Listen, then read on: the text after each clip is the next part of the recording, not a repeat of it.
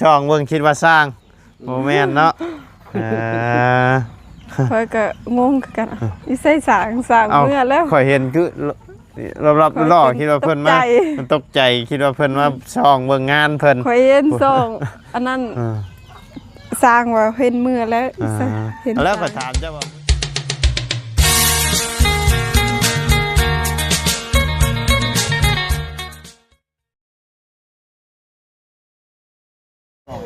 เอาเนาะพี่น้องเลยกับทักทายสบายดีเนาะพ่อแม่พี่น้อง FC เบิร์ดสุขุสุคนบ่ว่าสิอยู่ในและต่างประเทศก็ยินดีต้อนรับเข้าสู่ช่องบ่าวไร่คือเก่าพี่น้องเลยพบเจอกันมื้อนี้ก็อยู่สวนกล้วยเฮือนน้องน้ำเพิ่นพี่น้องเลยคือสิจำกันได้ดีหรอกเนาะนี่พี่น้องเลยหลังจากที่เข้าไปหาทั้งสาวเพชรเพิ่นพี่น้องแต่ว่ากะบ่พ่อเพิ่นเนาะพี่น้องเลยเพิ่นไปดองอยู่เมืองน้องถามทั้งแม่เพิ่นเนาะพี่น้องเลยกับบ่พบบ่เจอเพิ่นซ้ำเนาะยังบ่เป็นยังเนาะบอกทั้งแม่เพิ่นไว้แล้วพี่น้องเลยบอกว่ามื้ออื่นคันเพิ่นมาเลยให้เพิ่นอยู่ถ่าในเด้อบัดเนาะทางบ่ไล่สิเข้าไปหาพี่น้องเลยถามแม่เพิ่นว่าเพิ่นน่าสิกลับมาช่วงแรงๆนี่แหละเนาะพี่น้องเลยบุกไปพี่น้องเลยเส้นทางเข้าไปบ้า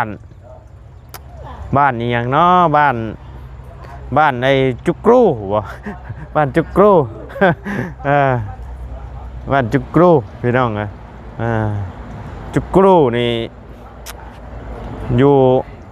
มันสิมีเคยมีอยู่ได้พี่น้องมีซ่องอยู่ไทยเนาะอันจุกรูอันทนายอย่างทนายเพิ่นดังได้พี่น้องทนายอย่างจักอย่างนี่แหละพี่น้องว่าไล่กับบ่ฮู้เนาะแต่ว่าเคยได้ยินอยู่จุกรูนี่แหละวันนี้ก็ได้เข้ามาอัปเดตทางบ้านเฮือนของน้องน้ำพี่น้องเลยคือจังว่าเห็นโอ้พี่น้องเลยห้องน้ำเพิ่นเนาะก็แล้วก็ตั้งแล้วพี่น้องเลยไวขนาดเนาะขนาดเฮ็ดผู้เดียวได้นี่โอเคฉันเนาะพี่น้องเดี๋ยวเข้าไปให้พูดคุยกับทางน้องน้ำเพิ่นก่อนพี่น้องเลยบ่ได้เข้ามากก็โอ้โดนเติบได้พี่น้องเลยทางน้องน้ำเพิ่นกะเนาะไปพี่น้องเลยฝนตกหาสิเศร้าได้พี่น้องเลยน้ำยังขังอยู่ในโคกฉากแล้วนี่เนาะโคกที่เราตำข้าวกินแต่ละมื้อนี่โอ้น้ำยังเต็มอยู่ฝนตกแห้ง2 มื้อ 3 มื้อซ้อนแล้วเนาะสบายดีเด้อน้องน้ำเพิ่นมาเฮ็ดอะไรจักมื้อแล้วนี่2 มื้อนี่โอ้ไวเด้นี่เนาะก็แล้วพี่น้องเลยจักคนเพิ่นเฮ็ดผู้เดียวไวเนาะโอ้อวยหน้ามาจังซี่เนาะปิดหน้ามาจังซี่พี่น้องเลยคิดว่าสิเอาทางนี้บ่เอาเนาะเอาไปทางนั้นเจ้าว่าเป็นผู้เลือกอวยหน้ามาทางนี้มักทางนี้เนาะเพราะเพิ่นปกนี่นะเพิ่นเทเพิ่นหาสิเทคานบ่นี่นะเพิ่นยันมันเปียกบ่บ่แม่นเพิ่นบ่ได้แม่นเพิ่นเทคานเพิ่นก่อขึ้นแล้วปูนนั้นยังบ่แห้งเนาะมีไผแน่เข้ามามื้อนี้หลายคนหลายคนแล้วเนาะเบาจันเบาเพิ่งเบาบุญโดยสร้างเพิ่นเมื่อแล้วเนาะสร้างนี่กะพี่น้องบัวว่าเพิ่นแล้ว4-5 โมงเนี่ยได้นี่พี่น้องไงทางบ่ไล่ไปบุกบ้านไอ้จุกรูมาเมื่อนี้เคยแม่นเคยไปยังบ่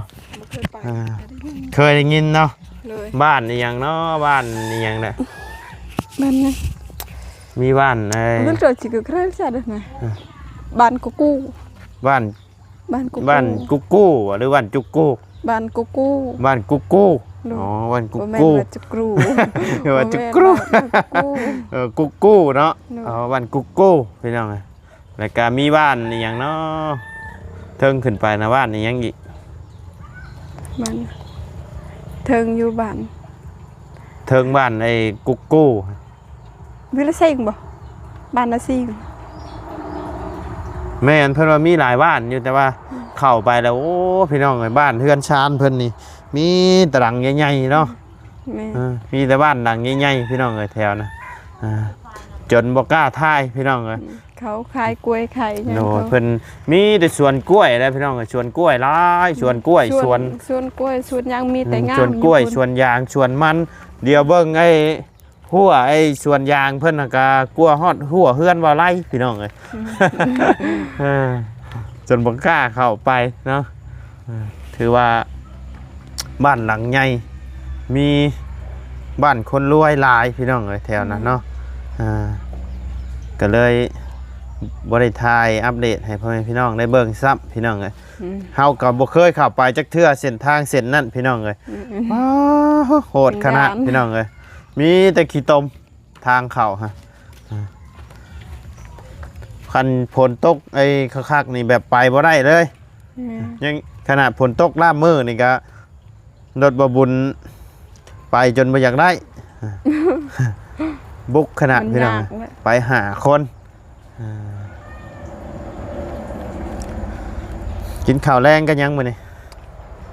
ว่าพอ ฮะ แกงเขียดแล้ว แกงเขียด โดย ไปก้านเขียดได้วเนาะฝนตกเนาะ โดย ได้หลายบ่ หลายอยู่พอ หลายอยู่ โดย ได้หลายนี่ทั้งบ้านนี่คันค้ำมาลายนี่ต้องได้ไปขายน้ำพุ่นนะ บ่มี บ่ ได้ มี แค่ บ่ พอกินนั่น อ่า บ่หลายอยู่บ้านค่อย มาลายบ่ โดย เป็นอึ่งเป็นอย่างนี้บ่มีเลย บ่มี เออก บก็บ่มี แต่ว่าอยู่ใต้เบาทางคอยลงไปนี่เพิ่นว่าโอ้ขึ้นเหนือนะคือบ่ซื้ออึ่งมาต้มนะเพิ่นว่าคือสิลายเนาะทางนั้นโอ้ยอยู่พุ่นบ่เห็นฮอดโตวอึ่งว่ามี บ่มี ทาง อยู่บ้านค่อยก็บ่มี แม่นทางบ้านยังพอมีอยู่ได้พี่น้องเอ้ยแต่ว่าเพิ่นผู้บ่เคยขึ้นมาเพิ่นคิดว่าทางนี้เนี่ยคือสิมีอึ่งหลายพี่น้องเอ้ยแต่ว่าบ่มีเนาะ บ่มี อ่า นั่นกบก็ยังบ่มีกบ กบก็ มัน มี บ่ ก็ หลาย ส่วนหน่อยเนาะ โดย อ่าเพราะว่ามันเป็นภูเป็นผาพี่น้องเอ้ย แม่น มีหยังหลายที่สุดที่หากินง่ายที่สุดอยู่ทางนี้ มีแต่ละไม้ หน่อไม้ง่ายที่สุด โมีแต่ละไม้อย่างเดียว กับผักเนาะ โดย กับผักพี่น้องที่หาง่ายที่สุดอาหารการกินนี่ก็คือผักกับหน่อไม้นี่แหละหาง่ายอ่า เวลายากๆกันได้หาละไม้ยามเดือน4เดือน ยามเดือน4เดือน เดือน4เดือน5ยากเด้อ 5ขันยามอันนี้ก็เดือน5ได้นี่ แม่น แต่ว่าฝนตกในหัวปีเนาะ โดย ฝนตกในหัวปี มันมีอยู่ ก็หน่อไม้ สิได้ ก็เริ่ม พอ ออก กิน แล้วเดี๋ยวนี้เนาะ แม่น มีแต่หน่อขาวๆงามๆได้นี่ แม่นเขาหาได้ละไม้ขาวค่อยบ่ได้ บ่ได้บ่จะ โดย ยันบ่ได้ไปหมุนคือเพิ่นนะ ห้ากันแต่บ่มี คือกันแต่บ่มีเนาะอ่า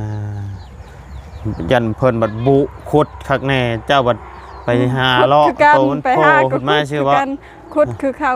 คือเขาคือกันแต่บ่เห็นซะ จักเพิ่นเอิ้นอีหยังว่าที่อยู่แคมป์ทางที่ว่าเพิ่นฮักเอาหน่ออีจังหน่อเหล้าบ่หน่อหยังเอาที่เพิ่นปอกเอาต้นคือต้นอ้อยหั่นแหละ แม่ จัก น่าเล่า หน่อเหล้าบ่ ค่อยบ่ฮู้ภาษาลาวเนาะ ภาษาเจ้าเพิ่นเอิ้นได้ใดซะ อบังรัก วังรัก อบังรักอบังปอ เออหน่อเหล้าประมาณนี้แหละพี่น้องออกสมๆหั่นแหละเวลาเฮากินออกสมๆเห็นเพิ่นเห็นทางน้ เสพ อง อยู่ ๆเพิ่น แกงมีละไม้แน่ผส ต้อง มกัน ต้องผสมเนาะ โดย ขั้นแกงแต่ขั้นแกงแต่นั่นได้ใช่ บ่แซ่บ บ่แซ่บเนาะมันอยาก ส้ม ออกสมๆแบบคือเฮา ใส่ละไม้ คือเฮาแกงยอดอ้อยนี่แหละเนาะยอดอ้อยจะเคยแกงบ่ บ่เคย ค ยอด ล้า อ้ ย อย ๆกันนะ ยอดอ้อยกับข้าวแกงบ่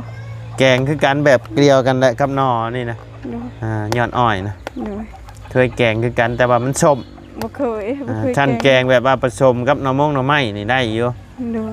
ยอดอ้อยนี่เพิ่นก็เคยแกง แต่ส่วนหลายเพิ่นบ่ได้ค่อยกินดอกยอดอ้อยนะนานๆที บ่เคยกินคือกัน บ่เคยกินเนาะ โดย ลองเบิ่งเด้อ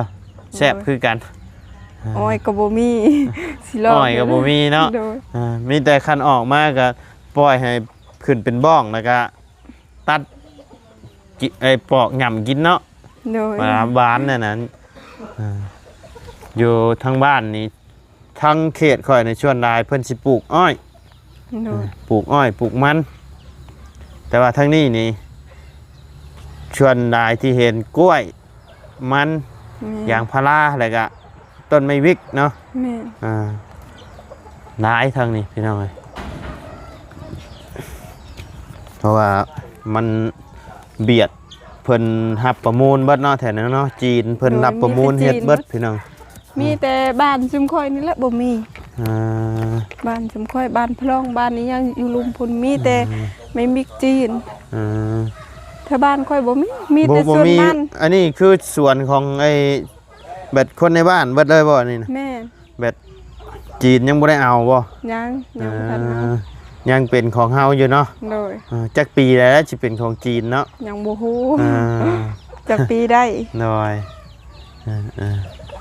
เป็นได้ผลตกนี่เฮือนเจ้าก็หัวอยู่บ่ บ่ได้ บ่หัวเนาะ โดยมีมันพระแต่ตัวนี้ พระแต่เข้านี่เนาะ โดย โอ้ดีแล้วดีแล้ว มุงตลอดเพ เพื่อน บา น้องไซโดดไห้อยู่น้องไซว่ะน้องไซห้องไห้อยู่เพื่อนหัวอยู่บ่ได้ โดยสอบใหม่แล้ว ยังอยู่ ยัง ยังบ่ทันชอบยังบ่ทันมีงบชอบจักสร้างแหล่เพิ่นอยากได้เท่าไหร่อยากได้3 ล้านบ่เพิ่นบ่สร้างงบซ่อมแซมหลังคาน่ะเนาะอยากได้3 ล้านเพิ่นบ่ฟังเบิ่ง3 ล้านนี่โอ้ถือว่านักอยู่เด้ แม่นหาเงินมาแต่ไสได้3 ล้าน อ่า เฮ็ดเวียก3 เดือนนึงก็ยังบ่ฮอดยัง ใช้มื้อนั้นคือจังว่าบ่าวเชียงเอามามอบให้30 ล้านบ่แม่นบ่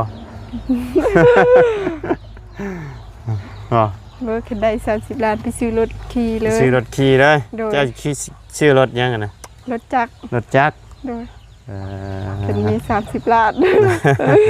โอ้แม่นเนาะเงิน300,000พี่น้องเอ้ยเว้าหยอกนางน้ำเพิ่นซื่อๆพี่น้องเอ้ย เขียนได้30 ล้านนั้นรถยังยากไปพาแม่ไปหาหมอเลย สบายเนาะ โดย เป็นจังได๋ซะทั้งแม่เจ้าไข้แน่น่ะบ่ ยังเคยเก่า ยังคือเก่า โดย บ่ได้ไปหาหื่นหาหมอบ่ซะ บ่ได้ไปบ่มีเงิน บ่ได้ไปครับ โดย เออเพิ่นเป็นโรคหยัง เป็นนิ้ว เป็นนิ้ว โดย เออน้อยแบบบ่ได้ต้มยาอิหยังกินบ่ใช่ บ่ บ่ได้บ่ได้ชื่อยาชื่อหยังมากินเลย โดยมีแต่อยู่เฮือน มีแต่อยู่เฮือนอย่างเดียว โดย อืมไปหาหมอก็บ่ได้ไปเนาะบ่มีรถไป แม่รถก็บ่มีซ้ำ เดี๋ยว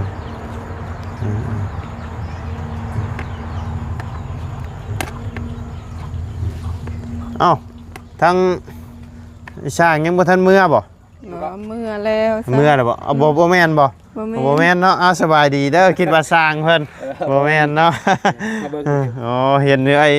ช่องเบิ่งคิดว่าสร้างบ่แม่นเนาะเออ ค่อยก็งงคือกันอีใส่สางเมื่อแล้ว ข่อยเห็นคือรอบๆล่อคิดว่าเพิ่นมามันตกใจคิดว่าเพิ่นมาช่องเบิ่งงานเพิ่น ข่อยเห็นส่งอันนั้นสร้างว่าเห็นเมื่อแล้วเห็น แล้วก็ถามเจ้าว่าเมื่อแหละกำลังถามว่าสิมาเฮ็ดต่อบ่วะบ่แม่นเนาะน้อยๆ เบิ่งซ้ำตัวเฮ็ด มาเบิ่งช่างเพิ่นเฮ็ดเจ้าก็เป็นบ่เฮ็ดนี่ เป็นไปน้ำมูน้ำแด เอง นี่งานไอ้บ้านนี่คือบ่ไปเฮ็ดน้ำเล่าซะเจ้าสิไปเฮ็ดน้ำเล่าบ่ เฮ็ดเฮือนเฮ็ดน้ำทางน้ เฮ็ดเฮือน ำไป เด้อันถามพ่อน้องหลาน้อยเด้คันเราว่าเราบ่มีไอ้ทีมงานล่ะว่า มีผู้จับผู้บายให้เนาะ น้อยหรือว่าทางบ่าวบุญสารวัตรเพิ่นหาได้แต่บ่ด้วยจังได เห็นในคลิปนะคือได้ยินว่าเราบ่ฮับเฮ็ดหรือว่าเพิ่นหาสร้างใหม่ได้บ่หรือจังไดก็ยังบ่ฮู้เนาะบ่บุญกับมือ เพิ่น นะ กีฬา ฮะ โหบ่บุญกับมือมื้อนี้ มื้อนี้บ่ แม่ อ๋อแม่นเฮ็ดเฮือนอยู่บ้านสกีฮะน้อยลองไปถามเพิ่นเบิ่ง แล้วเขาเฮ็ดเฮือนน้องน้อยตอนนั้นเขาเว้าคิดว่าเขามาเฮ็ดเฮือนค่อยเด้เขาว่าโอ้น้องน้ำบุญอีแล้วเขามาเฮ็ดเฮือนกออีกให้เจ้าเฮาจนงงอีไสเฮ็ดเฮือนให้ค่อยเขาเฮ็ดเฮือนน้องน้อย เฮ็ดเฮือนน้องน้อยพี่น้องเอ้ย เขาเว้าว่าเฮ็ดเฮือนค่อยบุญสิริวัฒนาเจ้า เฮือนน้องน้อยนี่สิเฮ็ดเป็นเฮือนก่อพี่น้องเอ้ยมีทั้งผู้ใหญ่ทั้งบ่าวบุญสารวัตรพี่น้องเอ้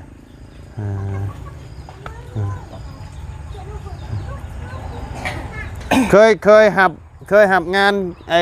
ปูนอยู่บ่ บ่ฮอดยังเคยเถื่อ ยังบ่เคยเทื่อ แม่น มี แต่ไปเฮียนก่อนนะช่าง ไปเฮียน อ่า ก็เรียกว่าเป็นนะยังเนาะแต่งานไม่งานอย่างนี้เคยอยู่บ่ เฮือนเฮ็ดเอง เฮือนเฮ็ดเองใช้เฮือนจ้ะเฮือนก่อนบ่ บ่แม่นเฮือนนั้นผ้าบัตรไปบัตร เอา ลงแล้วเด้ เอาแพร่วัดอ้อมมันบ่ แม่น อ๋อโดยเฮ็ดเองเนาะ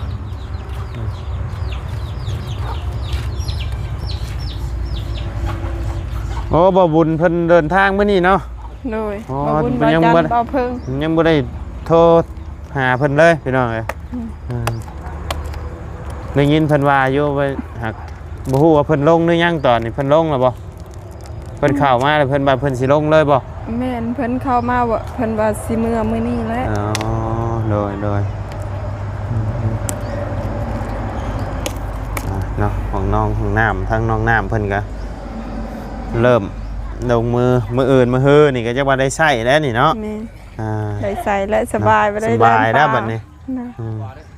สบายใจแล้วบัดนี้เนาะ โดย ต่อไฟลงมานี่บาดนี้ แม่น อาบน้ำก็อาบอยู่ในห้องน้ำเลยบัดนี้ โดย สบาย มันคัก ตะกี้ ยุงบ่ได้กัดอี กัดคือเก่าหั่นแล้ว แม่นกัดมันบ่ลายมันบ่คืออยู่ป่าเด้อยู่ป่า โดย น แมนอยู่ป่านี่โอ้เปิด ทาง ชงมากก็เต็มไปแล้วก่อนนี่ ทางยุงและทางงูทางแมงโงดทางขี้เข็บ จำมาปิแล้วเนาะ แม่ ไปหาทินเพิ่น แม่น ไปหาทินเพิ่น แม่นบุกอยู่เฮือนเพิ่น ไปบุกหม่องเพิ่นเนาะ สำหรับไปบุกแม่ จำมาปิเพิ่นสิเฮ็ดให้แล้วนะดีมกดีใจนำทางน้องน้ำพี่น้องเลยเพื่อนห้องน้ำกะเริ่มแล้วพี่น้องเลยประมาณ3 เมตรคูณเมตรฮอดบ่2 เมตรทางนี้ไปทางนี้ประมาณ2 เมตรเนาะฮอดบ่ประมาณนี้ค่าสร้างนี่ประมาณจักล้านนี่ 4 ล้าน 4 ล้านแล้วไปเลย แล้วหมดเลย อ๋อโดย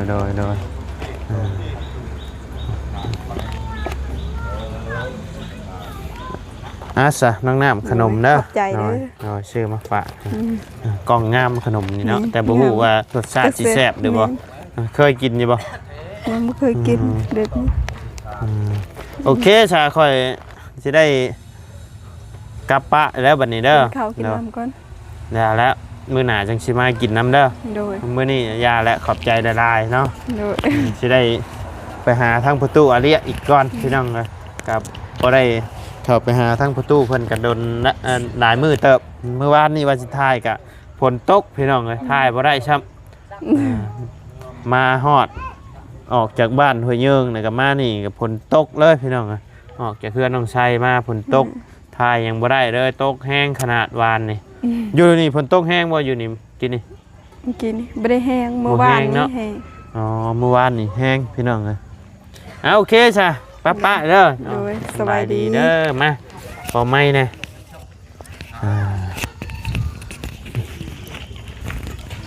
เอาโอเคสำหรับพี่น้องสำหรับคลิปนี้ทางบ่ได้ก็สิได้ขอจบคลิปลงไปเพียงสำนี้กันเด้อพี่น้องเด้อขอบบุญขอบคุณพ่อแม่พี่น้องและ FC สุขุสุขคนเนาะที่เข้ามาติดตามและรับชม ทั้งซ่องบ่ไล่พะลุยเนาะพี่น้องสำหรับคลิปนี้ก็ลำลาแล้วพี่น้องสบายดีเด้อเนาะไปพี่น้อง